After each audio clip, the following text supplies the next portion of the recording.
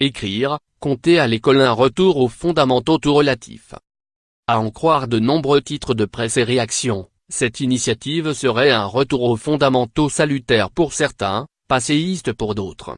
Dorénavant, grâce à un retour aux fondamentaux, nos enfants seront éduqués à l'ancienne, une dictée et 15 minutes de calcul mental par jour, 5 à 10 livres à étudier dans l'année et l'utilisation d'un manuel de lecture imposé, lit-on par exemple dans le quotidien bourguignon Le Bien Public. Une version que Jean-Michel Blanquer n'a pas reprise à son compte. Je ne prétends pas que tout va mal ou que rien n'existait jusqu'ici, a-t-il expliqué aux Parisiens. Fort heureusement, dans la majorité des écoles, les pratiques des enseignants correspondent à nos recommandations. Mais ils y sont parvenus par tâtonnement. Désormais, il existe une référence.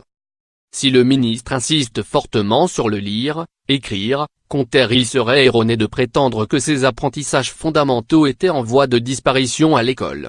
La plupart des recommandations publiées jeudi sont en réalité loin de réclamer une rupture dans les pratiques pédagogiques. Plus que de retour des fondamentaux, il s'agit plutôt de piqûres de rappel. Illustration en 3 exemples. Lire aussi. Lecture, grammaire, calcul. Les recommandations de M. Blanquer heurtent les enseignants.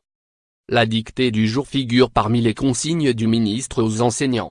Elle figurait aussi au programme de sa prédécesseur Najat Vallaud-Belkacem, qui avait, elle aussi, réclamé le retour de la dictée quotidienne en 2015.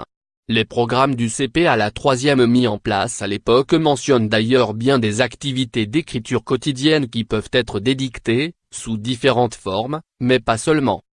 Preuve que ce débat revient sur la table périodiquement, le retour de la dictée à l'école avait été promis par Luc Châtel en avril 2012, déjà.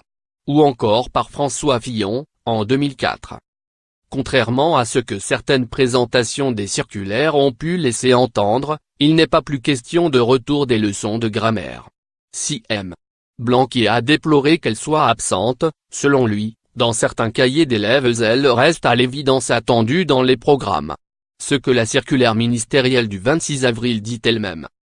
Autre souhait du ministre, faire 15 minutes de calcul mental par jour en classe. La consigne n'était certes pas formulée aussi précisément auparavant, mais force est de constater que les programmes actuellement en vigueur mettaient déjà, là aussi, fortement l'accent sur cette pratique fondamentale.